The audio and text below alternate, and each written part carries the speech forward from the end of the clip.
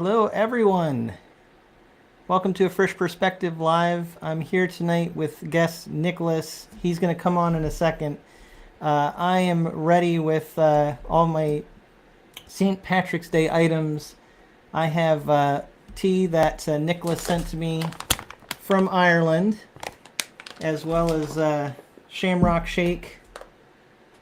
So I'm ready to go here. You notice I also have the green light in the background. So I'd like to welcome my guest, Nicholas.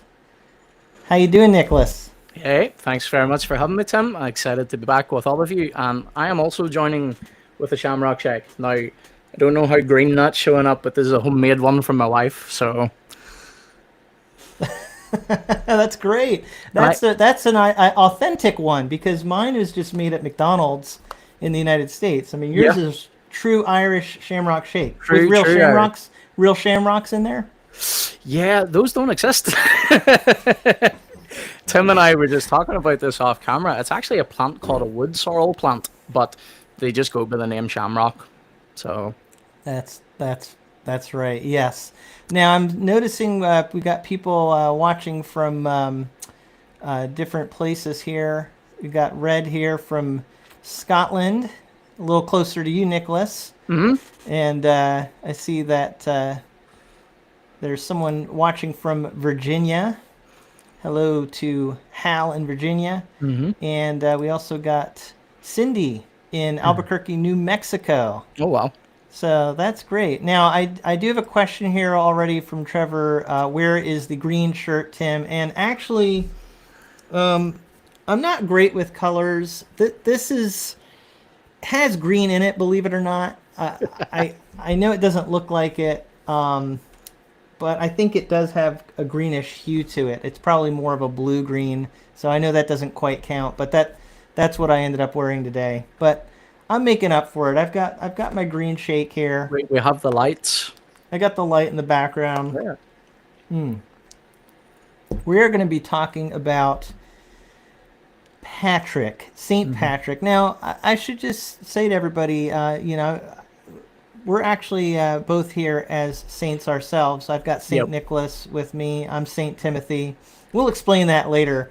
But we're going to talk about a man who's referred to as Saint Patrick. Yep. And Nicholas, you're in an area that St. Patrick is kind of associated with. So you're our resident expert. Yeah. You've probably heard of St. Patrick a little bit growing up where you are. Just a little bit, just a little bit. I was telling Tim again off camera. For school, we were actually required to study Patrick quite a bit, and then later in my own life, I started studying him more in depth as well. So we've got some interesting conversation for you all tonight. That's awesome. Well, I do want to say right off the bat here that if anybody doesn't know, our guest Nicholas tonight has a YouTube channel called Bible Verse Review Channel, where he does reviews of different Bibles and also has guests on where he interacts with them. He is also the first Irish person that we know of to own a Berean Standard Bible True. translation Bible. Is that true? hmm Yep. True. I have had So multiple people hitting me up being like, "Can I have that?" they're kind of rare at this point They in are. Ireland, I would imagine. hmm Let me in a little bit here. I am going to pull up the map of Northern Ireland so that hmm people can see where you are. But anything interesting happening on your channel right now? So no, not at the moment. We're still doing live streams every Saturday, and we're gonna have a couple of pastor guests on in the future. But I have Okay. told my subscribers at the moment I have to take a slight hiatus for the moment because I have moved into a new job, and until I get the schedule a bit more worked out, uh, Okay. a lot of videos in the back burner. But there will still be videos on the channel, and at the moment there's plenty up for people to enjoy. So That's great. Yes, I understand. Our schedules are hard to. It's hard to hmm keep up with everything, and you're not a full time YouTuber, so no. it's you have to fit it in when you can. Yeah, yeah, and I definitely think I will be able to get back to a regular schedule of some sort, but at the moment, just until I see how this new job works out, it's quite a busy schedule. So, Yeah, yeah. Well, I understand. Um, I struggle to to keep up mm, with everything myself. So I do see here we do have JB Kate from New Hampshire. So great to see a fellow New Hampshireite here watching. And then we also have R. Ramirez Mexico. from Mexico. Nice. So that's great. And he says that his ancestors on his mom's side are all Irish. Oh wow. So Awesome. yeah, Ireland has really made its mark all over the world. That is Yeah. for sure. Yep. I see we've got Trevor says he is from Eastern Australia. So we are really covering the globe here. Well Isn't that great? represented for St. Patrick. Speaking of the globe, let me pull up the map here. I don't know if you can see this, Nicholas, but I've got I the can map now. of Ireland, Northern Ireland specifically. And so you are here. Am I correct? Yes, Ballymena. That's me. Ballymena. Yep. And what's the claim to fame for Ballymena? Ooh, wow. What would be the claim to Ballymena? Something about a ship. That's Well, pretty known. that's 20 minutes down the road, but yeah, it's pretty much on our doorstep. It's close to where the Titanic was actually built and set at sail from its maiden voyage. Wow. So And you were telling me about it took I forget how you put it, but basically first, you were not your countrymen are not taking the blame no, for no. what happened with the Titanic. So if there's any English people in the chat here, I know if someone from Scotland, I'm sure they'll back us up.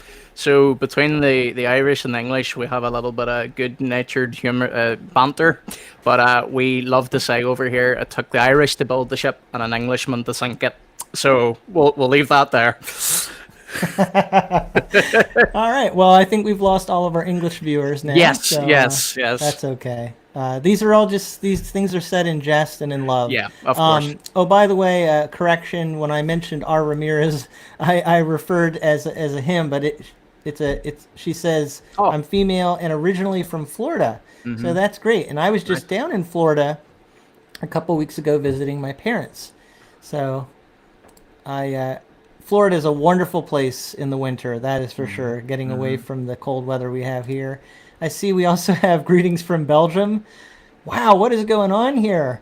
We're really got your part of the world Yep. tuning in tonight. That's good. Yeah, this is great. So the other claim to fame, I think, for Ballymena is an actor. I was reading about this, and Yes, am I right on I this? know who you're gonna say. Yeah, I think I know who you're gonna say, and hopefully, you see, I'm not originally from Ballymena, so hopefully I don't have this wrong. Liam Neeson. That's who I Yes. read was Yep. from Ballymena. Oh no, he Okay. is. I was hesitant in case you had read about someone else, but yeah, no, Liam Neeson. Oh, that's so cool. Yeah. So this is a quite a claim to fame. Now we're going to be talking about Patrick, and we need to preface a lot of what we say tonight by saying that a lot of the things that we hear about St. Patrick are not necessarily verified. We don't know 100% sure.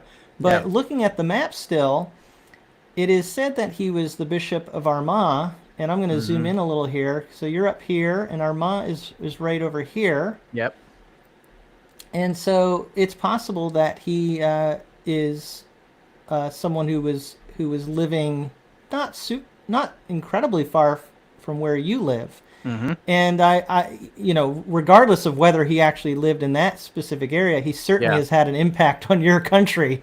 Absolutely. There's records of Patrick actually having not only, of course, he's been all over Ireland. That's one of the reasons he's considered the patron saint of here. But there's records of Patrick having lived all over Northern Ireland, including actually in Ballymena, even though it wouldn't have been Ballymena at the time. But as I say, we do have to take those little details as with a pinch of salt because they're not all verifiable. So some of the stuff we'll be talking about is concrete fact, and some other stuff tonight is more just what's been written about Patrick, and it may be a little bit superfluous. So, Well, you're here to help us delineate between fact and fiction. You're going to be the arbiter of what we should believe and what we should maybe take with a grain Yeah. of salt. But I see we had someone who says, "Good evening, gents." That's my good friend Mark. Okay, He okay. he So was the most recent he's guest. also in Northern Ireland with you.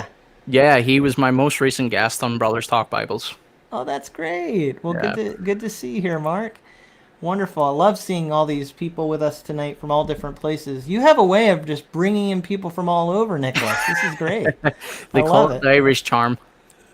That's right. Yeah. And look at the impact that you have had on the world, the Irish. It is because of you that I can enjoy the Shamrock Shake. Now we should take a moment to discuss the Shamrock Shake, because you were curious what is even in this thing, It right? just looks so Um, green. So like so obviously I gone ahead. it has a little bit of a minty flavor, right? So I think really it's really just trying to be something green. I don't think that there are any shamrocks, any plants of any sort in this shake. Oh, there may be something, a derivative of a plant, but it's Yeah. I, mostly chemicals, probably. yeah. You do not want any wood sorrel plant in your drink. It's not poisonous or anything, but it's not pleasant. Now, the other item that I've been drinking here is the tea that you sent. And is this famous where you're from? Fairly famous. It's kind of Thompson's. it's probably similar all over the world.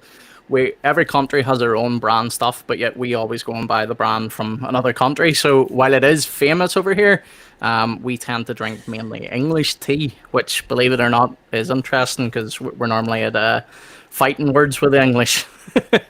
Oh, yeah. You insulted them earlier, so now you get to Yeah, compliment them. They yeah, have good tea. yeah. See, that makes it back up. There you go. Okay, we're in the English people's good graces again. So is this is Irish though? Am I right? Yes, it is. This Yep. particular one. Okay. Now Thompson's, yeah. I sent Nicholas some things, and I sent you a beverage that you mentioned on your channel. Yeah. Dunkin', And Dunkin' coffee blend. Duncan, do you know where that's from specifically? No, I don't actually. So I live in New Hampshire. I need to switch our screen here. I could probably show it, but Duncan is from Massachusetts. Oh, right, okay. All right. So let me show it on the map. That's Boston, right? That's correct. I believe that Duncan probably started. I'd have to look it up, but probably was near Boston where it started. Let me just see here. Okay. So if you look at the map here, I'm here Oh, in New okay. Hampshire, and then down here is where Dunkin' Donuts comes from, Nice. at least So, as far as I know. yeah. Again, everything we say here on this episode may be true or legend, but The audience can decide. the audience can help fact check anything that we say. So, but I'm pretty sure Dunkin' Donuts is from Massachusetts, and so you sent me something from where you're from. I sent you something from where I'm from, and I will say your caffeine levels are much more reasonable. We and I know you like coffee. I've I do, learned that. yeah, Yeah. yeah. But you know how much caffeine that we tend to consume Oh, here. yeah. Yeah. I just, not to drift us off topic, Tim, but if you could pull up Red's comment about the 90s Heinz ketchup, because that has just brought back childhood memories to me. Yeah, Anissa Yeah, talked but about just, green ketchup. but above it's actually Red's comment that talks about it. Oh, that's right. Okay, so she was answering yes. Yeah. Yes. I hear you both. I remember that too. Oh, okay. So I thought that was just something over here, and I do have to say it was bad. It was bad. You thought it was an Irish thing. Not necessarily Irish, just like UK. Oh, okay. Yeah. Well, if I remember correctly, this was Heinz, right? Doesn't it say that? Yep. Heinz is an American company, Mm-hmm. so we certainly had it here. And if my memory serves me correctly, I remember them serving it at Burger King. I don't know if wow. that's where it was first popularized, Yeah. because I do believe it was Heinz that produced it. But I'm pretty sure that they used the green ketchup some at Burger King. I Hmm. think they did other colors too, but the green, I don't know. Green is not always the best color when it comes to condiments, right? No, yeah, it's not. I think as a young kid, I think what excited us about it was the fact that it was different. But normally, whenever you taste it, you were like, oh, okay, no, back to the red stuff. Yeah. So we do have some people mentioning the green ketchup. That Hmm. would have been fitting for St. Patrick's Day to have some green ketchup. Now I heard actually this is could be our first question that pertains to our subject, that Protestants don't necessarily wear green when No. it comes to like St. Patrick's Day. I mean, Hmm. it was actually on that video. I'm trying to think of his name now, but he does funny videos, Hmm. and he was talking about it was probably the Presbyterian guy saying Keith Foskey. Sorry, Keith. Yes. I Yeah. can't believe I forgot your name there for a second. But Keith Foskey mentioned that uh, the Protestants don't necessarily wear green. So what No. color do they wear? Well, you see, here's where me and Keith would probably have like a little bit of a cultural difference because if you remember back to our first interview, Protestant and Catholic over here do mean slightly different things. Not everyone that calls themselves a Protestant means they adhere to the Christian faith. They're more talking about unionism. But over here, Mm, normally most Protestants would shy away from green because it's associated with Ireland, Irish, so they will actually tend to wear orange to show that they're a that's unionist. Yeah, a what? a unionist. A unionist. Okay. Yeah, I have to sometimes, just orient my ears to your accent. no Sorry worries. about that. Yeah, yeah, no. Just to remind you, Union is they belong to Great Britain, and Yeah. Nationalist is they belong to Ireland. So, Okay. Yeah. Now I did see kind of a. I know we're really on the food thing here, but I thought this was funny that there's a Burger King in Australia, but it's called Hungry Jack's, yes, yeah. and that's to me just so fitting for Australia. Australia, you guys are unique people. That's for sure. We'll give you that. You're unique people. And then yeah, Hal verifies that orange. Orange. Yep. Yeah. So so the Unionists would prefer orange ketchup Well, yeah. over green ketchup. If we could get it, yep. All right.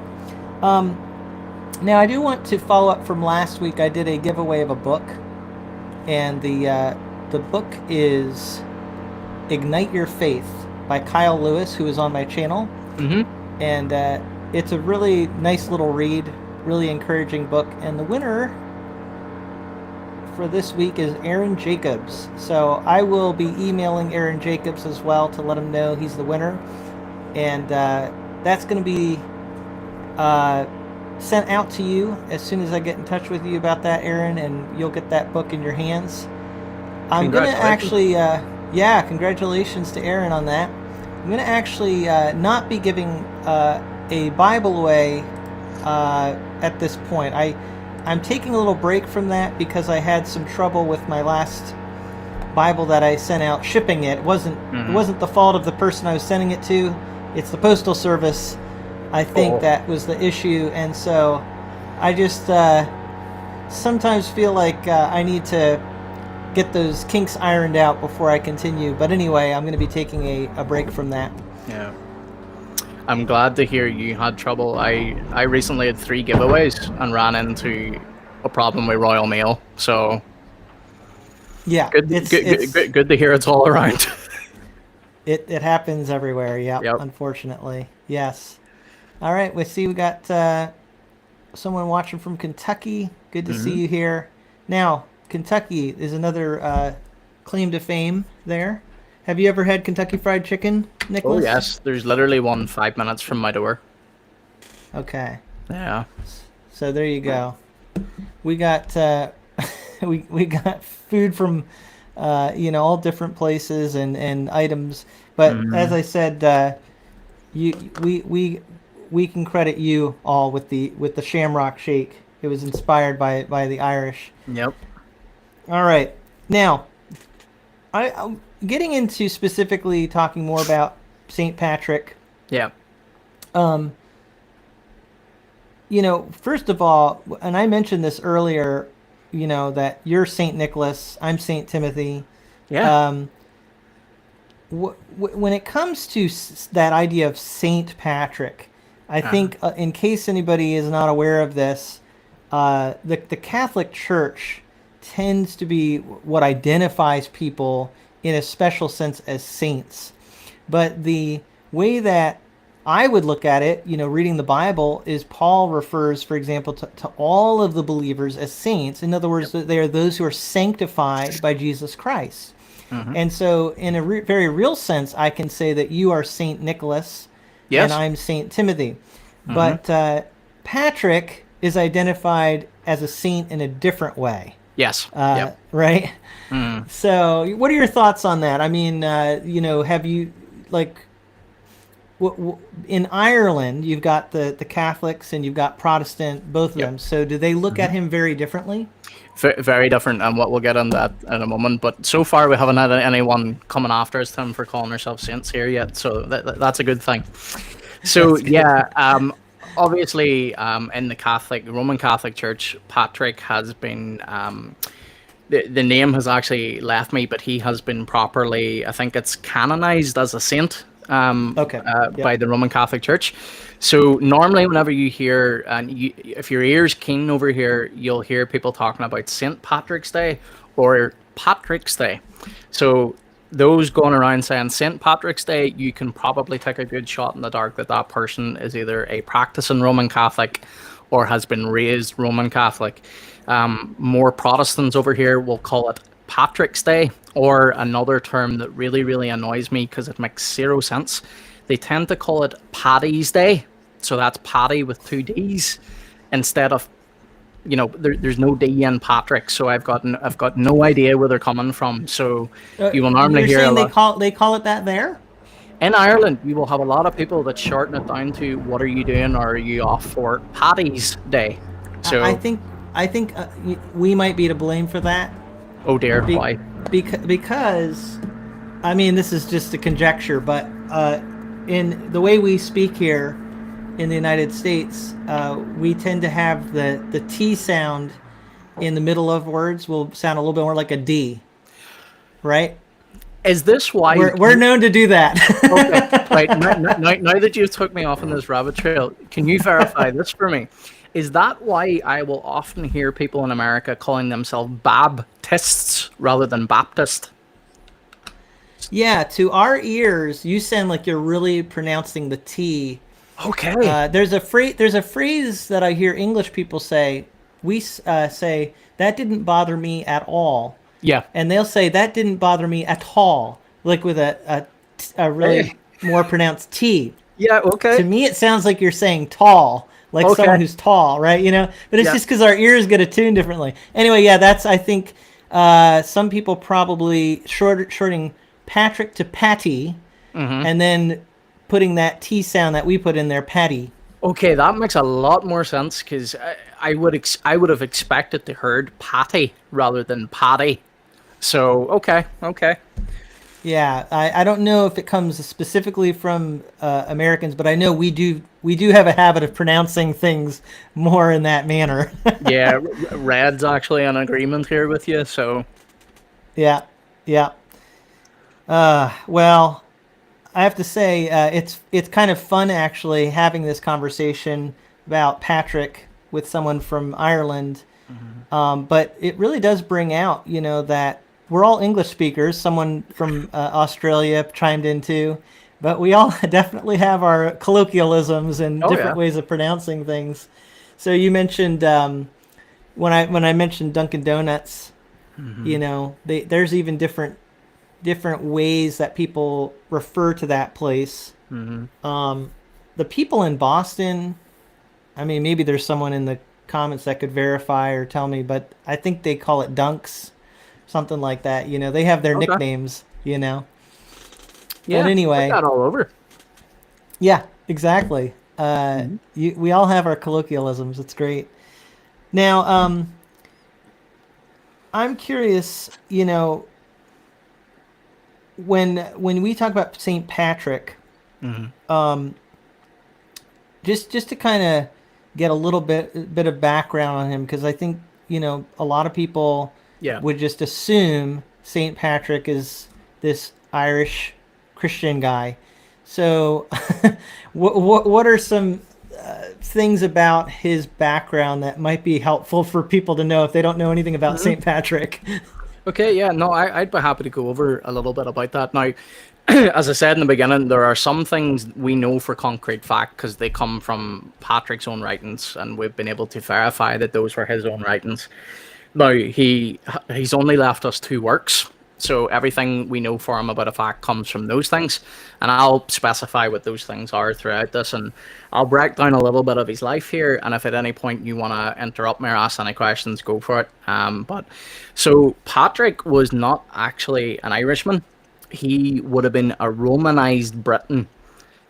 So he it would be a bit anachronistic to call him British, but he was a Romanized Briton. His family were actually quite well off and they owned an estate. Now, here's where we start moving into a little bit of murky waters because the names were all different of where places were back in the. So Patrick's roughly between anywhere between the late fourth and very early 6th century. So there's no concrete date for him. We have a rough date when he was, but that was it. So the names are all very different from back then. But most scholars and historians would reckon that where Patrick's family home was sort of on the coastal side of Wales. So you have, So I just saw a comment here saying that he wasn't Irish, he was Welsh. Is that yes, basically what you're saying? yes. His family home came, it was that's where most scholars reckon he came from Wales. So who was There you that? go. Glenn. So yeah, Glenn's bang on. That's great. So what actually happened was now most people like to say that it was Irish pirates, but again, we've got no record of the fact that it was Irish pirates. Most of the time, they were pagan pirates, and they would have came from all over, mainly Gaul, which would have been, Belgium, Netherlands, France. So these pirates basically came along, captured a lot of people, and Patrick was one of them. So Patrick was taken out in his early teens from his family home, which roughly would have been somewhere around Wales. And Patrick, from a very young age, he was raised in a Christian home. His father was a deacon, and his great grandfather was an elder. So we'll get into details in a moment because I know, Tim, I told you off camera it wasn't quite clear what tradition they were from. But Patrick actually viewed his captivity as a punishment from God for not being a good enough Christian. So we'll pause there for a moment, and if you want to ask any questions, we can go through some of that. Okay. So that's kind of his basic background is that he wasn't Irish himself. We don't even know for sure the identity of the people who captured him, but he was captured and that he considered that to be a punishment from God. Is that Yes. a basic summary of what you've said so far? Yeah, yep. So that's his very early life. The majority of what we know about Patrick actually comes from his time in captivity, as where the rest of it, it's a mixture of fact and conjecture. So Yeah. So he after a lot of you know captivity and being taken from his family, that all of that, and he eventually felt, at least from what I've read, that he was being called to go to Ireland hmm and to do ministry in Ireland. So what was the contribution that Patrick gave? From your perspective, um, did where did he minister as best you can tell, and what did he contribute to Christianity in Ireland? okay. So I just have to add in one thing. Patrick's call comes a little bit later. Okay. Whenever he was first captured, he was brought over to Ireland, and he actually, again, here's where we don't have concrete dates. We do know he would have been here at least a year. From his own writings, he talks about several years, but we're not sure what that encompasses. And he would have actually spent the time throughout Ireland being a shepherd.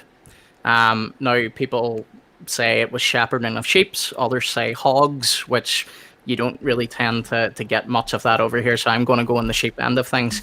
Okay. So Patrick spent most of his time then actually being a shepherd, and he, in his own writing, so he's got two writings. One's called the Confessio, which is more like just a little autobiography by him. And it's just simply Patrick's confessions and stuff like that. And the only other information we have about Patrick actually comes from an epistle of his to a guy called Coroticus. And we'll talk about that again in detail. But Patrick spent these days shepherding and saying that he would have prayed anywhere between upwards to 100 times a day or more. And it's during that Patrick's probably familial faith became a faith of his own. So from that, you then have Patrick saying he received, that he heard a voice from heaven telling him that it was about time to go back home. And then sometime later, he says he heard another voice from heaven telling him that his ship was ready. So Patrick actually fled from his slave master and went away to find the ship. And whenever he came to the ship, obviously, again, it was run by pagan pirates. Now, Patrick tried to get voyage with them. They initially refused them. Patrick writes in his Confessio that he began to pray as he was walking away, and that he would be allowed on board. And basically, Patrick then records that these pagan pirates welcomed him on board. So there begins Patrick's first journey back home, back over to Wales, or roughly wherever we have it.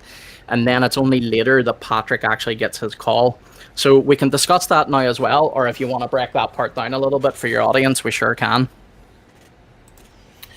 No, I think that's a good chunk for us to consider what you're saying there. And I guess I'm curious, which we'll get into a little bit more now, his when he actually does have his call.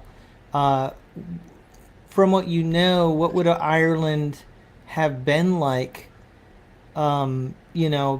in that era? And I know we're talking about an era that, like you said, we don't know for sure the exact dates, but I'm thinking of like the 300s and earlier, Yeah. So I'm guessing this is like the outskirts of the Roman Empire. It's a little beyond the borders. I mean, what was Ireland like before the church? Yeah, so the interesting thing, so again, I told you that Patrick's estimated to be anywhere between the late 4th century, like early 6th, but like the date that most people sort of agree on was anywhere between 420 to 490. So Patrick, believe it or not, was not actually the first Christian in Ireland. Now, Christianity in Ireland was not popular at all. People were seen as strange foreigners for having those ideas, those beliefs. Ireland still is in a lot of ways quite rural. Like most of the time, people come over here to visit, especially when they fly over. They go, "Wow, what such a green land!" But at the time, Ireland would have been a lot more rural than what we have now, with thick forests and imagine it. You've probably seen it in many movies, Tim. It's pretty much what it would have been like, and it was a very druidistic atmosphere. Druids would have been sort of the clergy, so to speak, and they would often been working with charms and things like that. And villagers sort of like revered the druids and also feared them because they weren't known to be the nicest of bunches. But druids sort of had a lot of sway over local villagers. Because they feared pestilence and things like that from them. So it was an extremely pagan culture at the time. And you mentioned like things like charms. Now, and that we certainly, in the rest of the world, we associate charms with Ireland, and I mentioned to you about Lucky Charms. legends like the leprechauns Yeah. Is that all the lore that's tied in with the paganism So the that even predated Christianity? so the leprechauns would go back further, but yeah, Hmm. the druid religion would have been very much invoking like earth and spirits and animalistic spirits, and I see. you've also got a lot of historians out there that try to paint the druids in a good light as well. That basically they were essentially calling upon good Irish ancestral spirits. But the more you study druidistic religions, it would be quite hard to argue that they were for a good cause. So So you're not a big Druid fan, is what you're trying to say? no, no. And the thing is, we still have practicing druids here. People don't realize that, but Ireland still has practicing Wow. druids. And what do they do? I wish I knew. I It, just I picture people in brown cloaks. Is that accurate? Wow. it's very secretive. A druid will have no problem telling you he's a druid, but you will not know a thing about what he does. They're very much an occultic group, and I wouldn't really recommend anybody to try and find out too much about it, if I'm honest. Yeah, we have. I remember years ago talking to a coworker who said they were Wiccan, and I feel like that reminds me of it. You know, that just It's very very in similar. tune with nature, but also kind of these occultic practices that are like, Yep. like they believe in a power. That's for Oh, sure, absolutely. Yeah, yeah. right? But it's not a worshiping of God. No, and that's the thing. I think that's why some people still get surprised by the fact that there's druids here, because I know Wicca is more common in America. We do have it here as well, but I think a lot of times people over here think whenever they hear someone saying they're a druid, they just think, oh, okay, you sort of, are a bit strange. But I don't think they quite realize that no, that druid 100% believes he's communicating with a power or Hmm. powers. But yeah, no, definitely not the living God. That's for sure. Yeah. So when Saint Patrick was doing ministry, Yes. and according to his accounts, he actually says that he baptized many, many people. Now, what is your belief about that? Do you believe that he did have a very impacting ministry in Ireland? Yeah. So outside of Patrick's own writings, there's very few contemporary writers that support the fact. Patrick's very well supported for being an historical person, but as to his work, it's not supported as much. Now, there's a guy, I forget his name, but he was writing in Scotland at the time, similar time to when Patrick was alive. And he does attest to the fact that Patrick was indeed converting Ireland in those words. So Patrick did have quite a successful ministry here. However, we'll come on to this a little bit later on because there's some more backstory we need to give. But Patrick's ministry has also came under some interesting claims against it as well. But yeah, Hmm. Patrick was known for baptizing quite a few, and there's some interesting teachings attached to Patrick's name that he wouldn't actually have taught, or that we know he didn't teach from his own writings. So And you said that from his own writings, there are things that he wouldn't have taught. yeah, so so it's called the Confessio. We Yep. still have it today. You can get translations of it because Patrick himself, in his own autobiography, which is the Confessio, Patrick would have called himself an unlearned man. Now he says that, but he would have spoke, which we think would have been Welsh at the time.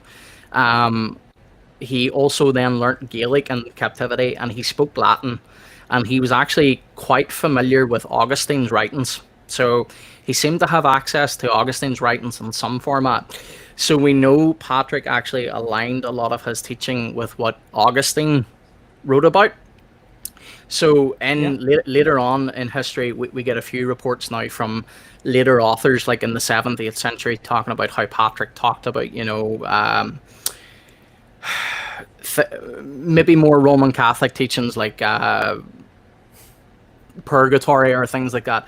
That's nowhere found in Patrick's own writings of I himself see. and what he believed about God. So Hmm. it's interesting because over here we have both Roman Catholics claiming Patrick and we also have Protestants claiming Patrick. So, Yeah, and that's interesting you say that because we just got this comment from Red Storm saying that he was not Catholic. He opposed the Catholic practices. mhm, So my comment on that is if Patrick was in the 300s, let's say, into the 400s, anywhere in that time period, yep, which Augustine would have been that time period, mhm, that I almost feel like we can be so anachronistic about how we view church. yep. Um, that's pretty early in church history. So to me, it's not surprising at all that what Patrick wrote about wouldn't include things that developed more in the Middle Ages, for Mhm. example. Yep. Yep. 100%. And that's why I was telling you before off camera, whenever you do have later writers attesting things to Patrick, well, we know that's not the case because he wouldn't have heard those things in the first place. The other thing is, as I say, whenever you are discussing a historical character or you often have to go first and foremost to the primary sources. Did this person have any writings about themselves? And he did, albeit they're very short writings, but he did. So in his epistle to Coroticus, he actually denounces. Now, here again, you have to understand Britain at this time is not Britain the way we know it. So, was it Red said that I heard he was Scottish? So the interesting thing about that is if you look where Tim, can you bring up a map at all of the I'll work UK? on that. Okay, so Sure. while you're doing that, so where you've got Scotland, it actually runs down into Wales. So this is what I was saying earlier. Somewhere along that coast is where Patrick's family estate was. So we don't quite know exactly whether he was in what we now call Scotland or we now call Wales. We just know it was along that coast because at the time this was still a Romanized Britain, which means we didn't have Scotland, England, Wales. In fact, you often Okay. had different little kingdoms. This is the Yes, map of the UK. yes. hmm So So if what you did you want to hone in on? so you see there, Tim, the whole way down the coast from Scotland, on the Northern Ireland side, you've got the coast from Scotland that runs Okay. into Yes. the yep. So it runs down. You can see the Isle of Man there, and you come straight down past Liverpool. Keep Okay. going down. Keep going down. Okay. Yep. Yep. Yep. And Past then you Liverpool. also have Wales here. So Yes. this is such a huge stretch of land, and people cannot pinpoint exactly where Patrick's original location was. There's varying reports. So you literally have people claiming that he was Irish, you have people claiming that he was Scottish, English, Welsh, but that's just not the case because those things did not quite exist in the way that we call them those things today, True. if that makes sense. Yeah, that does make sense. Again, it's that difficulty we have with the tendency toward anachronism because we Mm-hmm. understand things based on how they are today, Yes. but they weren't always that way. So you're No. saying even the map was just different, and the people groups were different, which kind of gets into the question I had, Mm-hmm. kind of expanding on, so you had the Druids, you said you had like these pagan type. So do you feel that it sounds like you're saying Patrick wasn't the only one? There No. were others even that went before him, but he was maybe one of the missionaries, you could say, that helped So, reach yeah, Ireland. yeah. So there's not many reports of missionaries coming to Ireland where we have like much attestation to them. So there were there were Irish Christians, again a very very small subsect of the population. So they had either been Christians from other regions around the world that had been brought in and probably captured the way Patrick was captured, and they were now settled in Ireland. Or you can go by the historical reports that there were other missionaries that went before Patrick, but their names just haven't survived history. However, Patrick is famous because obviously we know that God himself is the one that does the actual conversion, but Patrick is credited with being the missionary that brought Christianity to a flourishing point in Ireland. So he didn't bring Christianity itself, but he definitely brought it to a flourishing point in Ireland. You told me before we went on that some people have claimed, made the charge that he was even a con man. What's the basis for that claim? And because it sounds like you're saying he did have an impact, but there are some that are critical of him. It sounds like. Okay, so here's where we have to actually get in now to Patrick's part two of his story. Because Patrick did escape and he got on this boat with these pagan pirates. Now, here is another story, and I'm gonna change the language a little bit because it's language I wouldn't feel comfortable using anywhere, never even mind on stream. But there was a tradition in now we do know this tradition exists. Whether it was put to Patrick or not, I have no idea. But there's records of it from later writings. Now, normally, whenever you were on a pirate ship, you had to show submission to the captain, and it involves something not appropriate to talk about, so we'll not get into that. Now, the captain is apparently meant to have suggested this to Patrick, and Patrick is meant to have very swiftly rebuked him and started immediately trying to talk to him about God. So what actually happens at this time is Patrick now undergoes a 3-day ship journey to get home, because they would have went away up and out and around, and they would have went around what at the time you heard me talk about was Gaul, so Belgium, all that. So Patrick has a 3-day ship journey with these pagan pirates, and then he has a 28-day foot journey to get where they're going to.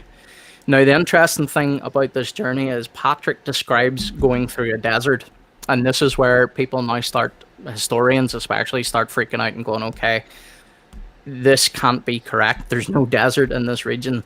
But Patrick wouldn't have actually have been talking about a desert the way we picture it. He just meant a desolate area, a wasteland area, which there is many, especially in Gaul at the time. So these pagan pirates had been mocking Patrick the entire way, mocking God, all these things. So, but they know of Patrick's faith because we have previous attestations that Patrick was already sharing the gospel with them. And what actually happens, and we do have this from Patrick's own writing here in the Confessio, that as they were going through this desert wasteland, all their supplies had run out, and now they're many days into their journey and they have no food. So they start mocking, but also half-heartedly sort of joking, please pray to the Lord on our behalf for food. And it's attested by Patrick in his writings that there was no food anywhere to be seen. But the moment that Patrick prayed, they came across a herd of swine. So they then killed the swine, obviously cooked it, ate it, kept some of it raw. And this kept them going on the remaining half of their journey. And it's during this point in the journey that Patrick actually records many of the pagan sailors then converted to Christianity and actually joined Patrick on his journeys. So after this, Patrick eventually gets home. He then spends, we think, roughly 3 years back home with his parents. And he becomes a deacon, much after his father, who was a deacon. But again, we don't really know what the church structure looked like here. So we're not saying it was a Roman Catholic church, and we're not saying it was a Protestant church, just he was a deacon in the church. But here's now where something very interesting happens. And this is what calls us back to Patrick earlier saying that he thought his initial captivity was a punishment. The church leadership now hear of a rumour surrounding Patrick, and they bring a charge to him that he was guilty of a great sin. Now, Patrick does not tell us in the Confessio what the sin is, but he does indeed say that he was guilty, and he said it was done in a moment, and it was done recklessly in youth. So there's now a case being brought against Patrick for excommunication and all sorts of things. Now, again, excommunication wouldn't have looked the way we associate it today, if that makes sense. It was quite a serious charge and could, I'm not saying it would have, it could have involved death. So Patrick isn't around for the case because he actually goes back to Ireland. And now here's where this charge comes. So Patrick says he wasn't necessarily concerned about what the charge they brought up against him because he had already confessed of this sin, he had already repented. But it's here and now where Patrick says he received a vision from a man called Victorious in Ireland, asking him to come back over on behalf of the Irish people and minister to them. So Patrick now goes back to Ireland, and this is where some historians and some critics now bring up that Patrick, wanting to avoid the charges brought against him, goes back over to Ireland to minister. And now here's where we have to be truthful. During Patrick's ministry, he actually did rack up a decent little bit of wealth. So this is now what they're using to levy against Patrick and say, you were just trying to save your own skin, mate, and you've just went back over to Ireland where you won't face these charges. And you're, these charges are more of spurious in nature. That is fascinating. Yeah, and it sounds like it's people attributing motives, which... Yep. We're always on tentative ground when we attribute motives to people. I think at the end of the day, we have to look at the fruit, is what Christ tells us, right? Yep. And so it sounds like, from what the best we can tell from history, there was good fruit that came out of Patrick's ministry and life. So for anybody just joining us, or if you joined us after the beginning, we have as our guest tonight Nicholas from Bible Verse Review. That's his channel. He lives in Northern Ireland, and you could probably guess from listening to him talk that he's Irish. And so that by default makes him an expert on St. Patrick, because all Irish people are experts on Patrick. Is that true? It's true, but I also have spent a good few years studying him, so I'm pretty familiar with him. Now, do you have to learn about him quite a bit? Is that just kind of the natural part of education in your country because he's such a part of your history? I wish I could say that we had to learn about him. No, it was often just it was on the curriculum, I do have to say, but like our teachers were also able to choose certain things, but the majority of our history teachers did choose to talk about Patrick because of the heritage here. So while it wasn't mandatory, it was common, and you would have had a lot of students over here, especially if you did A level for history. You would have. So sorry, folks, for anyone that wouldn't know, our A level is so we've got what we call high school. We do GCSEs, then we do A levels, and Tim, I'm not quite sure what the equivalent would be. It would probably just be your high school graduate, probably. Okay. So yeah. So So if you get to that level, yep, you do have to learn quite a bit about history and learn about Patrick. Yep. Okay. Yeah. Well, I have to say, being an American, I think everywhere you live has its own emphases when it comes to history, but our exposure to St. Patrick is just such a popularized view. Yep.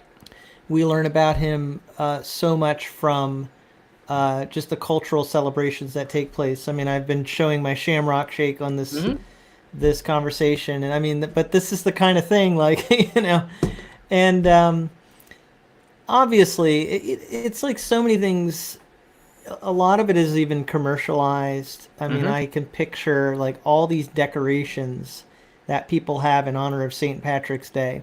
Yeah. But there is a cultural celebration that takes place. When I was young, in the marching band at high school, we would march in the St. Patrick's Day parade. Okay, yeah. And that is more honoring the heritage and the culture. But I would say it seems like, to me, it was associated more with the Catholic side of things. And I think that's because the Catholic Church, they kind of take ownership of him. Yep. Quite a bit, and they call him Saint Patrick, which we've already addressed that a little bit. Yep. So there's definitely some differences in view, and I did want to ask you this. I know there's a lot that Ireland has gone through when it comes to its religion and even conflict. Is St. Patrick a divisive subject or is it actually something a little bit more unifying? Um, I wouldn't say it's divisive, Okay. but not exactly unifying either, because obviously we all Protestant and Catholic here both tend to lay claim of him, and we lay claim of him for different reasons. Um, Yeah. so it does tend to have a little bit of unity, but then things break down again because whenever we start talking about him, what he contributed to the country, to Christendom, then we start contesting some of the things that he was meant to have done, said. And I have a few of those things later, Tim, if we have time to get into it, to find out if your audience have been taught anything false about Patrick or anything that they've heard that's true. But yeah, no, I would say it can unify, but it can also lead into further discussion that then just brings us back to square one. Okay.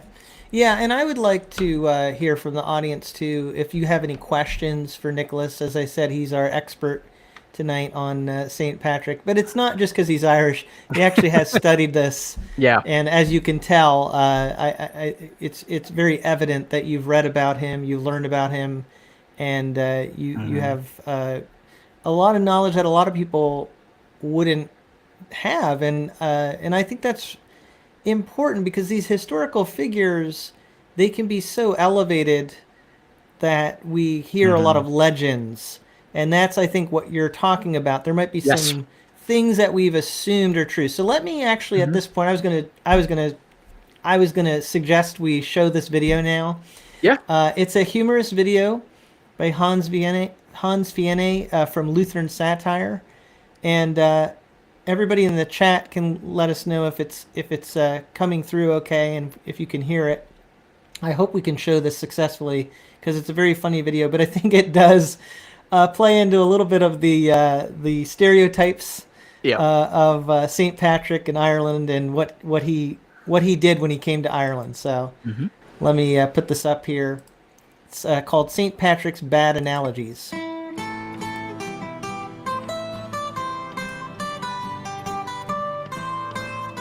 Okay, Patrick, tell us a bit more about this Trinity thing. Yeah, Patrick, tell us. But remember that we're simple people without your fancy education and books and learning, and we're hearing about all of this for the first time. So try to keep it simple, okay, Patrick? Yeah, real simple, Patrick. Sure, there are three persons of the Trinity, the Father, the Son, and the Holy Spirit, yet there is only one God. Don't get what you're saying here, Patrick. Not picking up what you're laying down here, Patrick. Could you use an analogy, Patrick? Sure, the Trinity is like water, and how you can find water in three different forms: liquid, and ice, and vapor.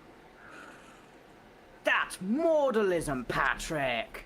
What? Modalism, an ancient heresy confessed by teachers such as Noetus and Sibelius, which espouses that God is not three distinct persons, but that he merely reveals himself in three different forms. This heresy was clearly condemned in Canon 1 at the First Council of Constantinople in 381 AD, and those who confess it cannot rightly be considered a part of the Church Catholic. Come on, Patrick! Yeah, get it together, Patrick! Okay. All right, I'm just going to pause it for a moment and make sure that you could hear that okay, Nicholas? I was hearing it okay, but it's playing in chat, but obviously I don't have the noise on, so I hope they all Yeah. heard it. Yeah. So we're gonna continue this video, but so far what's happened is he's introduced the concept of the Trinity, and the Irish natives are saying they don't understand, and so they ask for analogies. And his first analogy is water, but they correct him and say that's actually modalism. So we'll talk a little bit about the Trinity and Saint Patrick after this, but let's see what other analogy he comes up with. Okay, then the Trinity is like the sun in the sky, where you have the star, and the light, and the heat. Oh, Patrick. Come on, Patrick. That's Arianism, Patrick. Arianism? Yes, Arianism, Patrick. A theology which states that Christ and the Holy Spirit are creations of the Father and not one in nature with him. Exactly like how heat and light are not the star itself, but are merely creations of the star. That's a bad analogy, Patrick. You're the worst, Patrick. All right, sorry. The Trinity is like this three-leaf clover here. I'm gonna stop you. Okay, so there we have it. The three-leaf clover analogy is what he's known for. And after we're done with this video, you can tell us, Nicholas, how accurate that legend is. But here we go. Okay. Right Yep. there, Patrick. Yeah, hold your horses, Patrick. You're about to confess partialism. Partialism? Yes, partialism, a heresy which asserts that the Father, Son, and Holy Spirit are not distinct persons of the Godhead, but are different parts of God, each composing 1/3 of the divine. And who confesses the heresy of partialism? The first season of the cartoon program Voltron, where 5 robot lion cars merge together to form one giant robot samurai, obviously. I've never heard of Voltron. Of course you haven't. It's not going to exist for another 1,500 years now, Patrick. Yeah, get with the program, Patrick. I'm Okay, speaking of anachronisms, Yep. Yep. I like how the Irish guys know about it, but then at the same time they're saying he wouldn't know about it because it hasn't. Yep. Oh, this video is crazy. All right, we'll finish up here. Yeah. really, Patrick. I'm going to stab you in the face, Patrick. Okay, that was probably a bit much. All right, I'll try again. The Trinity is like how the same man can be a husband and a father and an employer. Modalism again. All right, then it's like the 3 layers of an apple. Partialism revisited. Fine. The Trinity is a mystery which cannot be comprehended by human reason, but is understood only through faith and is best confessed in the words of the Athanasian Creed, which states that we worship one God in Trinity and Trinity in unity, neither confusing the persons nor dividing the substance, that we are compelled by the Christian truth to confess that each distinct person is God and Lord, and that the deity of the Father, the Son, and the Holy Spirit is one, equal in glory, co-equal in majesty. Well, why didn't you just say that, Patrick? Yeah, quit beating around the bush, Patrick. Now let's all put on some giant green foam hats, get riotously drunk, and vomit in the Chicago River to celebrate our conversion. Oh dear. Okay, so the real lesson of that video, and I have to thank Hans Vianney for a brilliant video. That's one of my favorite Yep. on YouTube. Is don't even try to give analogies of the Trinity. It's going to usually introduce a heresy. Yeah. I actually, before we get into talking about Patrick's, the legend of him using the clover, I do want to ask you if in maybe a few minutes down the conversation here, if you could read John chapter 1 verses 1 through 4. We won't read that right this second, but Yeah, I'm in just a going to few- get it ready though. Yeah, you get it ready because I want to hear it in your Irish accent, but also it speaks so well to the Trinity, and I think when we do think of Saint Patrick, and it could be legendary, but certainly the Trinity is something that we hear about when it comes Yep. to Saint Patrick. Sorry, what was your reference again, Tim? So John 1, verses 1 through 4. And we'll talk a little bit about the Trinity, because I think that's certainly tied in with St. Patrick legends, but also it's important doctrine. But as you do that, I do want to answer a question here that came up about my hat, because I can answer that pretty easily. Actually, I think Nicholas knows what kind of hat this is, because I think I quizzed you last time on this hat, and you knew. Detroit. You still remember? It's Yep. Detroit. Detroit, Michigan. The Detroit Tigers is a baseball team, and I love this hat. And actually, the person who sent it to me, from what I remember, he lives in England. So, kind of neat tie-in here. But we do also have a question from Glenn. Yeah. Is I the was looking text- forward to this question. Is the text known as the Lorica. Lorica or breastplate really by him, or is it of later origin and just attributed to him? So I don't know what that is even, but go ahead and tell us. You do probably know this, and your audience Okay. probably know it. So it is, Glenn, it's attributed to Patrick, but there's no evidence that it came from Patrick. In fact, the earliest instance we have it is in the 7th century, a good bit after Patrick. So it's quite a long prayer. I was going to bring part of it up to read, but it is quite long. But the most famous part of it is Christ before me, Christ behind me, Christ beside me, Christ hem me in, and Christ all around me. So the Lorica probably is known the majority of places all over the world, but it is not a creation of Patrick, and it is normally something that you see splashed all over social media today, but it has no root in Patrick himself. But it's still an excellent prayer. I'm going to add that in. Yeah, so what we're definitely going to learn in this portion of the conversation is that there are a lot of things attributed to Patrick Yep. that may not be necessarily from him. No. Happens a lot in history. And Chick says, I've been yelling Patrick all week because of those twins. Yep. Yeah, there are certain names, like when you hear Patrick now after watching this video, that happens. You got to feel bad for anybody with the name Patrick, if someone has just watched this video, because they're probably gonna get that name thrown at them quite a bit, even if they're not named Patrick, actually. All right, so tell us about the Trinity and Saint Patrick. Didn't he prove the Trinity by using a clover? He did not. Oh, okay. So this is another one of those. That'd be myths, partialism. yeah, it would indeed. And the interesting thing is, I did not actually know, Tim, that you were bringing this up until you told me anyway. So it actually saves me going into a lot of detail, because I was actually going to explain about partialism anyway. So Mark, who commented earlier in the chat, I don't know if he's still here because he's out on a date tonight. So he just popped in earlier to say hi and to support the channel.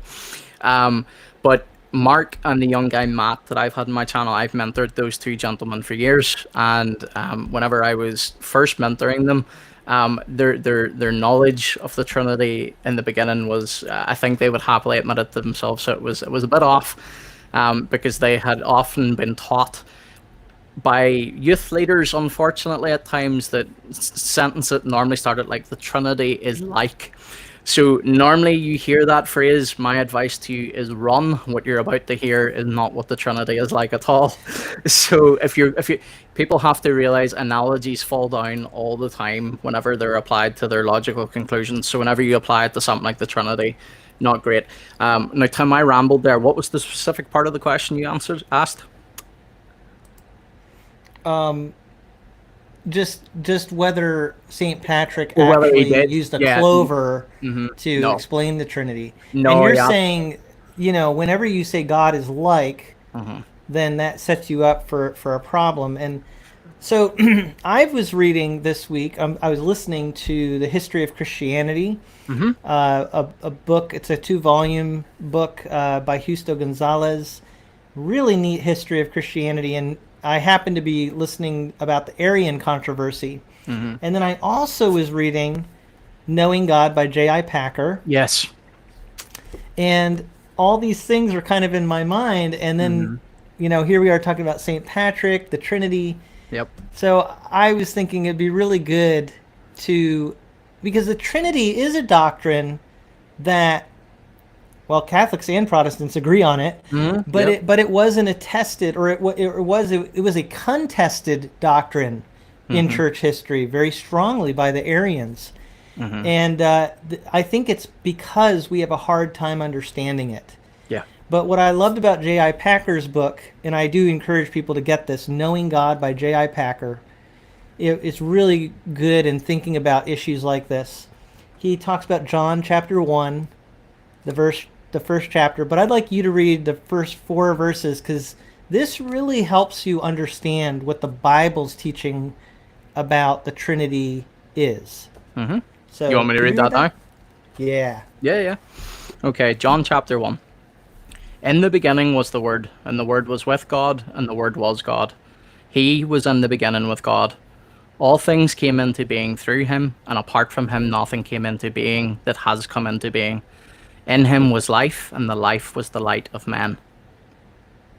Amen.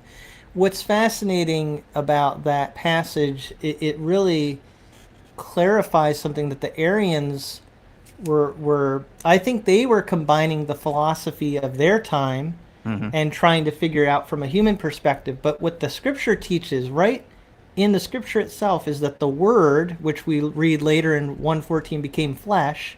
The Word was with God, so there's his personality, J.I. Packer says. Yep. But he was God. So you have eternity there. In the beginning was the Word. The Word was with God. That's his personality, distinct personality. But he was God. In other words, that's his divinity. And that's what you see in the Trinity. Yep.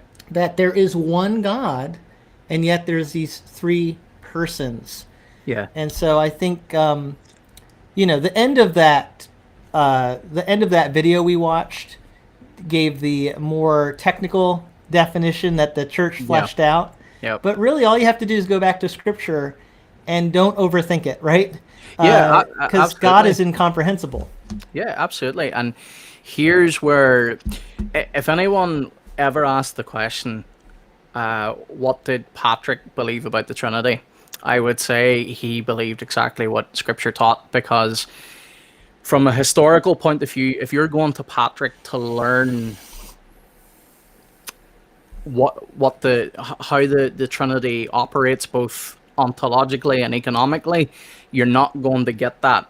But what we do have in Patrick's own writings is he taught the distinction of the persons, but the one God. So Patrick actually kept it very simple, and he kept it to Scripture. And he did point to, we say Augustine over here, but I know in America you guys say Augustine. Is that right? I think so, yeah. Yeah, so just in case anyone's wondering who I'm calling Augustine. It's okay. Your pronunciations are often different, and we just have to live with that, right? Yeah, you have to put up with it. I'm Irish.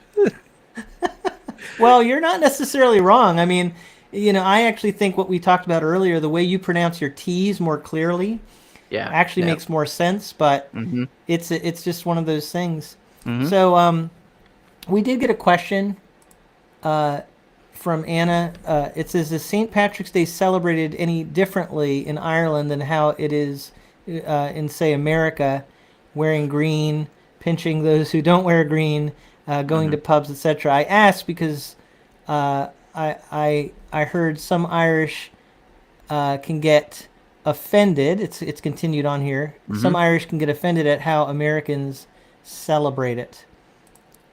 So is it any different there? Now, you're in Northern Ireland. Is it any different in Northern Ireland versus Southern? Yeah, I'll tell you about both, and then I will also finish up just a little bit about Patrick's life as well. I know we'll be coming on to that, but he goes into captivity again. Spoiler alert.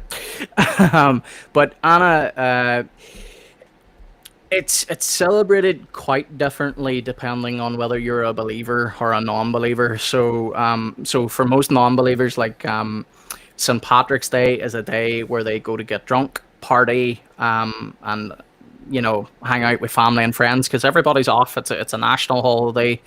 Everyone's off work. It's great. And down south especially, there's a big to-do about it. Like, there's a big parade. But Tim, as I told you before, the parade it's sadly, like, it's not family friendly. There's a lot of things going on that you wouldn't want young eyes to see.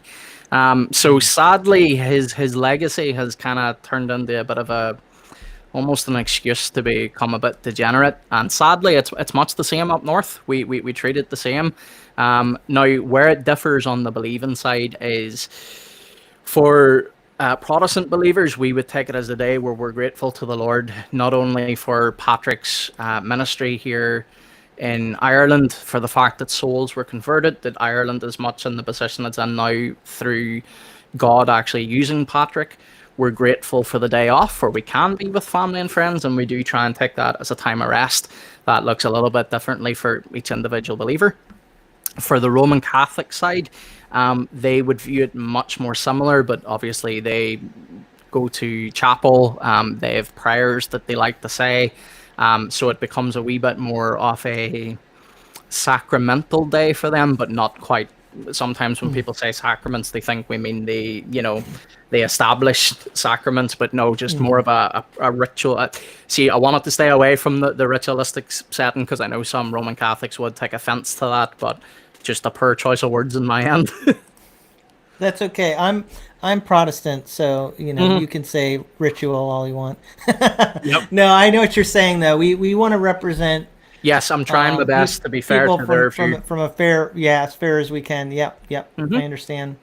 Now, we'll hear you give some more of his story and kind of wrap that up. But someone did comment. Glenn said, "I read somewhere that later in life, Patrick knew all the Psalms and most of the New Testament by heart. If that's true, he was quite a remarkable man." And what you just said there, Nicholas, about it's kind of sad actually that here you have a man who ministered and was devoted so much to the things of God, and yet people will actually use that to do things that are, the Bible clearly speaks against. The Bible speaks against drunkenness, for example, and indulging in these things that are really unrighteous and unhealthy. Yeah. And you see that sort of ties in because just Tim, as you raised that up there, I realized I technically missed a little bit of Anna's question. She was talking about the wearing of green. So if anyone wonders where that come from, it came originally from to celebrate St. Patrick's Day. People would have walked around. So the way much like we wear our poppies, Tim, most people would have wore a little green shamrock. So over time, that slowly evolved into wearing all green on St. Patrick's Day, and then the rest of the stuff that I described about starting to go to pubs and having parties and getting drunk, that came from mixing what would have been considered a holy day with just worldly holidays. So St. Patrick's Day basically became what the Irish would call a knees up. So So it started, you said, with wearing a clover? Yep. Yeah, and thanks to the green clover and then the wearing of green, we now have all kinds of green products, like these milkshakes that McDonald's makes. Oh, it's so funny. I have a feeling that the whole legend, if you will, of Saint Patrick explaining the Trinity with the shamrock is really kind of actually backwards. It's probably that because he ministered in Ireland, and Ireland is known for those types of plants, that then it's like, okay, well, that kind of could be something you associate with Christianity and with the teachings of Christianity. Yep. Yeah, interesting. Yeah. So what else would you say about St. Patrick's life to kind of wrap up the whole story? You said he went back into captivity. He goes back into captivity. So I'll give you a little bit more about Patrick's life, and then I have got a couple of things that I say. I know some of your audience said here they don't know too much about Patrick other than what's already been said. So if anyone wants to add a few things in, but I will tell you a few of the things that's taught about Patrick that we know is just blatantly either myth or false. So to wrap up Patrick's life, you have to remember he's been accused of a sin that he does admit to. He doesn't share what the sin is. A case has been brought against him back home, but Patrick's not here to hear what the case is.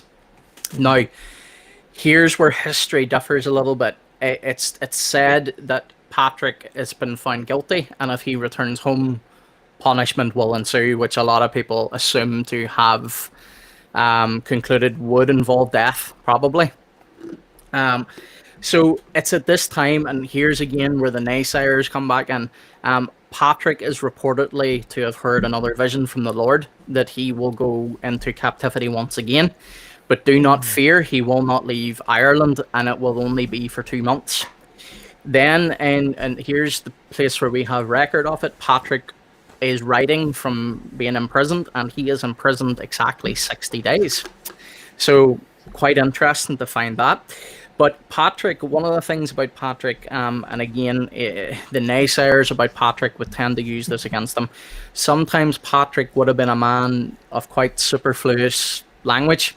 He liked to often repeat the fact that he travelled with kings' sons, that those were his compatriots on his pilgrimage and stuff like that. So again, we only have Patrick's words for that, but this is the language that he chooses to use. But Patrick viewed this from a point of view that he had spoken to kings' sons. They had heard the message of the gospel, and they decided to follow along with Patrick. So this is basically now the wrap up of Patrick's life. We don't actually have much more of him because he doesn't write much more after this last captivity. The only thing we have left of him is that he feels that he is called to stay and to live in Ireland, but not just to live in Ireland, but to actually die in Ireland. So Patrick lives out what seems to be quite a healthy life. We don't have an age, an accurate age of which he dies. I think the closest, the roughest we can sort of get's like early 60s. So Patrick has his life out in Ireland, and the rest, as they say, is all history. But he had quite a successful mission. Wow. Well, this has been great because a lot of people just know very surface things about St. Patrick and maybe even have some misinformation about him. So it's been really good to hear more of the specifics and what we could consider the most accurate or most likely descriptions of his life and ministry. Now, just as another follow-up to what we were talking about earlier, Chick says, what's the thing with pinching those who don't wear green? I'm yesterday years old when I found that out. It's very similar to I know in the States you have it. Don't know what you guys call it, but it's like you're in the car and you punch the person if you see the certain color of car or whatever. It's just it's like a little game that came along. Basically, if someone's not wearing green, you run up and you punch them and just say, not wearing green. So it's just a silly little. Do you punch people in the car sometimes? Well, you see, someone made the comment earlier about St. Nicholas, and if you know anything about St. Nicholas, he was known for punching. Is that something you've kind of adopted? Maybe. I'm not going to say much. Your namesake, so you're like, I think. Well, if I said anything heretical about the Trinity, it's a good thing I was supporting the Trinity so well tonight. I could have gotten punched in the face. Virtual. I do a little bit of boxing for my own health, but no, beyond that, I don't run around punching folk. All right, now we got a comment that is not a question; it's a statement, and I'm sure that you and I are going to have some things to say about this. But I'll put it up here. I don't know what led to this comment, but I guess it pertains to the development of Christianity. But Joey said that the Pope assembled the Bible. So just before you and I are not Catholic, and so we would definitely have a very different view of this. And I would say even Catholics would have a more, even Catholics would have a much more involved view of the Scripture than this. Yeah, so what I was just going to say to you, Tim, is this is a gentleman called Joey Food who likes to come on my channel regularly with the same comment. He has been challenged many times to provide evidence for such a view, because to be honest, it's even most atheists would laugh at an argument like that. It's just not anywhere remotely true about the transmission of the text. So Joey's been answered multiple times, and I think Joey just likes to have a little bit of a laugh. So I see. My advice to people in chat would be just starve Joey out. Yes. Okay. Well, I'm glad for that inside information, because I wondered where that came from. That seemed a little out of the blue. Yeah. Now this comment seems a little more pertinent to what we've been talking about. Do Irish people consider the four-leaf clover lucky? No. Well, sorry. Let me go back to the question. Do I was going to say Irish people? You're blowing my worldview. Yeah.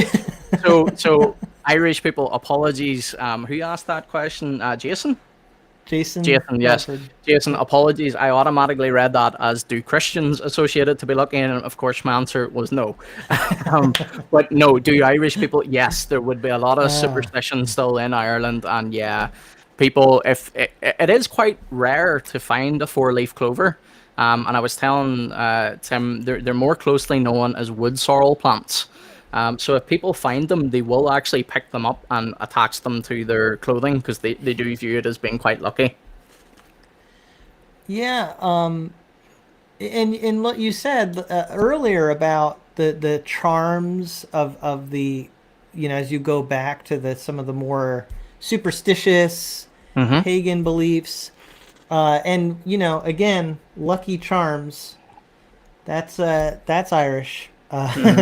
We of course find any way we can as Americans to take something of another culture and make it into a sugary treat. So we even eat Lucky Charms here. Yeah. You would not be eating the charms that the druids use over here. That's for sure. Now you notice here the 4-leaf clover is what is being talked about. That would not be a good clover to have bolstered the legend of the Trinity, because the clovers usually do have 3 leaves. Well, but believe it or not, and again, I'm not trying to start a war in your channel here, Tim, but this is not true. This is not true of Rome as a whole. But I have heard Roman Catholics say that the 4th leaf is the authority of the church. So, and we know Patrick never said that. No. I think Patrick would have had a hissy fit if he would have heard that. Oh my goodness! All right. Yes. So Chick agrees with me. We will commercialize anything. Absolutely. That is what we do. Yep. That is for sure. Oh boy. Well, I think we've answered all the questions that came up as we went along here. If anybody has any final questions, this is your final call to put anything in there in the chat. But we have had great interaction with the audience tonight. And this was so wonderful that God allowed us to plan. I couldn't have planned it better, that you would come on my channel on St. Patrick's Day. Yep. And so thank you so much for making yourself available. I know you're busy these days, but this has been a really good conversation. Happily make time to come on. I think just one more thing I'll add to you. Just if anyone's ever heard the story that Patrick drove snakes out of Ireland, not true. Myth. No snakes in Ireland, not native snakes. Yeah, well, that's good. So the clover thing, we've addressed that. The snakes, also the fact that, or the not the fact, but the presumption that he himself was Irish, when in reality it was just a very different political setting, and even the people groups, it was just very different at that time. Yep. And he was from a different area originally. So I'm seeing, so it's good to see people in the chat. I think really benefited from this conversation. Yeah, I hope so. Patrick's an interesting character. Who's that? Patrick. I'm just saying it's good to hear people benefit. I didn't hear that. Yes. Yeah. Yes. And is there anything else though that we need to clear up? Maybe. Yeah, go ahead. No, I was just going to say, just the one I told you earlier, sometimes when it comes to historical characters and people who have had, what I would consider to already be quite an exciting story anyway, you always get people coming along at a later date, adding even more detail. So you have this writer in the 8th century who tells a story, like he was Patrick's best buddy. And he tells this story of Patrick having a battle with these druids. And to be honest, it reads more like something out of Harry Potter than it does out of history. But the story goes, these druids, were casting charms against Patrick's work and all this sort of thing. And Patrick eventually confronts them. And out of these 2 druids, one of them eventually apparently curses the name of God. Patrick has enough, raises his staff, hits him so hard that he flies in the air and falls down atop of his skull and dies. And then the remaining druid is said to have converted to Christianity, but there's no evidence of that. Really? Yeah. Oh, that reminds me though of there were things like that written about Jesus, not in the 1st century, but in the 2nd century after the time of Christ. Yeah. These stories that that are The legendary, but Infinity they're Gospel and you can usually tell just by Yeah. reading them. They just sound like something a little over the top. Yeah. Now, we did get a serious question here from Red Storm about was Patrick considered Black Irish? Would you know the answer to that? No, he wouldn't have been considered Black Irish. Okay. There would be no. There's no way of knowing for certain what ethnicity Patrick would have been. However, most depictions of Patrick are as like an Anglican sort of Anglo-Saxon white male. But yeah, I wouldn't assume that he was black. I'm not saying he wasn't, but don't think so. Right. And I'm going to just put up the map again, Mm-hmm. just to kind of rehash a little bit of what we talked about. So you're up here in Northern Ireland. He was, according to historical accounts, which may or may not be true, he was here as a bishop Yeah, in Armagh. But where was he from again? You said we don't know for sure, You but he can't- wasn't actually from here. No, you literally can't pinpoint. So I see here. I really hope I'm pronouncing this well. Sheik in Greece. It says Patrick wasn't Irish. No, no one's. Yeah. Oh right, sorry. I see Red's comment as well. I'll come to that in a moment. But literally, the reports of where Patrick's family home have been reported from literally along the coast of Scotland, England, and Wales. So along that coast opposite the Isle of Man. From Scotland, England, and Wales, it could have been anywhere there. We don't have an exact location. We just know it was along there. Yeah, and so best we can tell from geography, he wasn't even Irish. And so that kind of answers that question, I think, as best we can. Yeah. As for Red's question, I think unfortunately I picked him up wrong. He said he doesn't mean black skin, but yeah, no, he wouldn't have been considered Black Irish. I know now what you're asking, so no. Okay. All right. So I think that's all the questions that were there. Looks like we answered everybody's questions, and we did as Kathleen said here. Let me see if I can put it up here. Good myth busting. Thank you, Kathleen, and thank you, Nicholas, for the myth busting. That's what we should call this. We should call this myth busting St. Patrick or something like that. I don't know. There's a lot of stuff on Patrick, and there's so much more I could give you, but we would be here forever. Like even celebrating today on the 17th, it comes from a Roman Catholic liturgical calendar. It was just chosen because they thought that was Patrick's date of death, but again, there's no actual historical evidence that it was the 17th.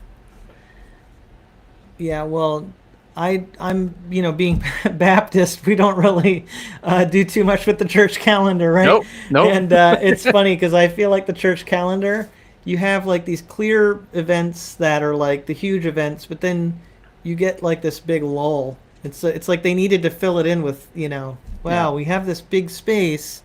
So why don't we put St. Patrick here and St. Valentine here and all these different interesting. Yeah. But some good questions in there tonight. So yeah, it was really, really good. Yeah, I think do you think St. Patrick would have enjoyed Shamrock Shakes? You see, I want to say yes, but you have to be honest. Yeah, I'm brutally honest. I'm gonna say no because obviously sugar wouldn't have been a common commodity over here. So I think he might have tasted it and spat it out, if I'm honest. Didn't your wife make you one? Did she end up making you one? Yeah, she did. And what did the flavor? Is it just like a vanilla or? So mine's is made with fresh vanilla ice cream, homemade. And then she added in. So I was telling Tim about this. We have a thing over here called Crush'ems, and it's known as it's like food dye and food flavoring. So mine had a lime taste off it. I almost said lemon. So you'd mint and I'd lime. Oh. You what kind of flavor? Lime. Oh, lime. Okay. Yep. Yeah, lime. Yeah. That's the Yeah, accent. this yeah. It can be a little tricky sometimes. Yeah, this is as I was saying, minty, but it sounds like your ingredients are much superior to this. I really don't know what this is. That's the other. We're not only good at commercialism in America, we're really good at manufacturing synthetic Yeah. food items. You know. Yeah. Some of the names and some of the, like, unfortunately, I'm a bit partial to soft drinks, and I've really been trying to give them up. Because, like, you look at the ingredients, and Yeah. like, you honestly can't say there's one natural thing in it. Exactly. Now, as we kind of get to the end of our conversation here, are there any soft drinks that are kind of well known in Ireland that are more local to you?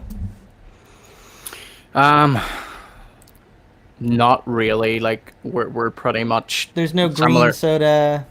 There's drinks over here that you get that would be Irish made, but they are extremely like they're not throughout the entire island, and only certain shops would stock them. And because see. they are homemade, they are normally like £3 to £4 a bottle, which means not a lot of people actually pick them up. Over here, a lot of people just go with the usual, like Coke, Fanta, Sprite, Red Bull, those sorts of things. So, Okay. There is a drink that's kind of local to New England from Maine, and it's called Moxie. And it's a very odd tasting soda. Actually, as I say that, there might be people in the comments who say, "Don't try it, don't try it." But I actually think it's once you get used to it, it's kind of an acquired taste. It's kind of a neat one. So if you ever get a chance, Nicholas, you might someday get to try Moxie. yeah, if I'm ever over in the States, my wife and I hope to go over at some stage, but I think, because I don't know it, and I definitely have never heard of it before, so I don't think we get it over here at all. There's probably a reason for that. As I said, it's an acquired taste. Yeah, Kathleen's But, agreeing with you here.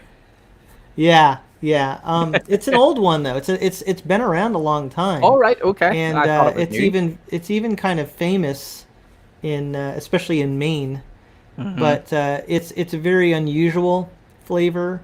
Uses different roots than I think we're used to in our drinks. So Yep. all right, and then someone is asking here, since we're on the subject of drinks, do you have ginger beer? It's we like do. root beer. And we also have root beer. Okay.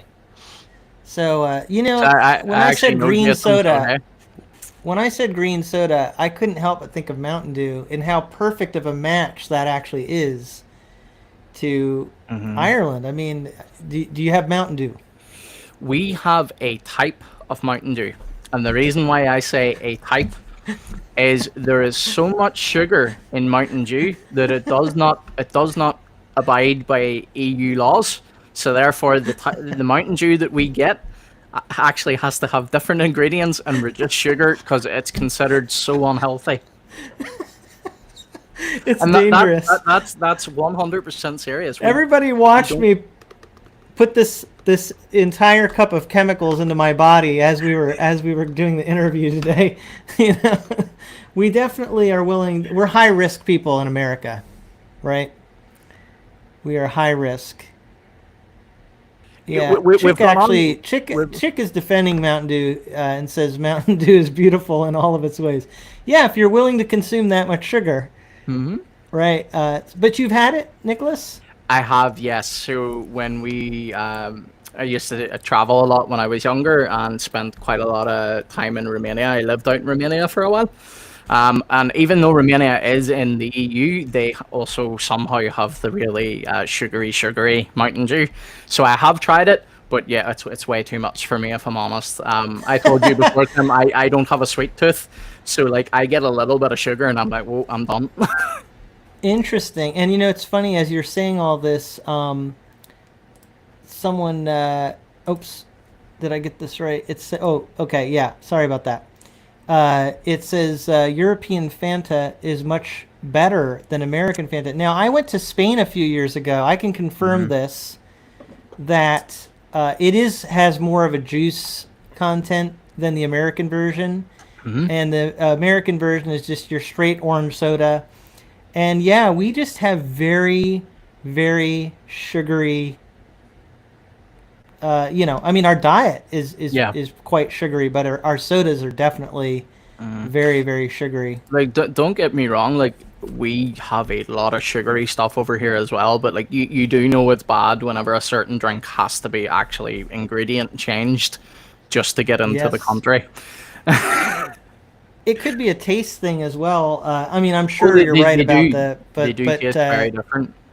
you're probably less used to the sugar, the amount of sugar we use in our products here is pretty ridiculous. Yeah. All right. Well, I think we've answered all the questions about St. Patrick, as well as beverage questions. Yeah, because we're So, now on a beverage chat, which I'm enjoying, but yeah, we'll be Yeah. here all night if we try and that's talk gonna about be that. that's gonna be a future. We should do a fun one where we just we try some different drinks. Absolutely. Plus, Tim, if you're up for it, I would actually love to get you on my channel for an interview. That would be great. That Yeah. would be wonderful. All right. Well, thank you, everybody. We're gonna sign Thank you off for watching. here. Yeah, we both appreciate it. And again, check out Nicholas's YouTube channel. He has a lot of content he's already put up there, even though right now he's very busy not putting as much. Although you're still putting stuff up there, I see. Yes, You're I'm still doing stuff. Yeah, I'm still doing lives on Saturday night, and those are great. I've seen a couple of people in the chat that are some of my regulars, which is lovely. That's great. So we're still doing those, and I still am uploading videos infrequently, but until I get into more of a groove with the new job, it probably will look like the channel's stopped for a wee period, but it's not. It will still be going. So in the meantime, binge all the old videos. That's right. There's plenty of content on there at Bible Verse Review. I do have that on your title there. Yes. Bible Verse Review. That's your channel. And thank you so much, Nicholas, for giving us all this insight into Patrick. My pleasure. And doing it with an Irish accent. That just really is the icing on the cake. I still It really is. I still have that video to get out. You wanted me to read a psalm in the King James. I still have that one to get out. So That's going to be great. I love it. That's great. All right. Thank you, everybody. Oh, and actually, someone just asked about putting your channel in the chat. So maybe before we leave, one of us can do that. yes, I don't actually know how to do that because I'm just on my phone. So Oh yeah. So let me quickly. We're gonna pull up your channel here, and I can also try to make sure I put it in the video description. Okay, I'm about to put it in the chat though.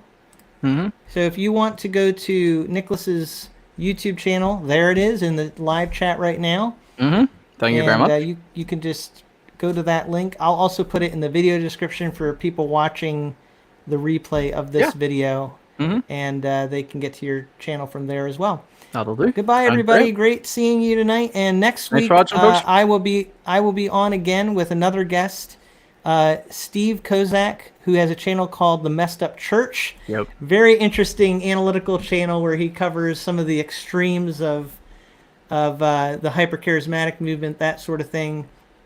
So I think it's going to be a really interesting conversation with Steve Kozak next week from The Messed Up Church. But again, thank you everyone for being here, and we'll see you next week. God bless. God bless, folks.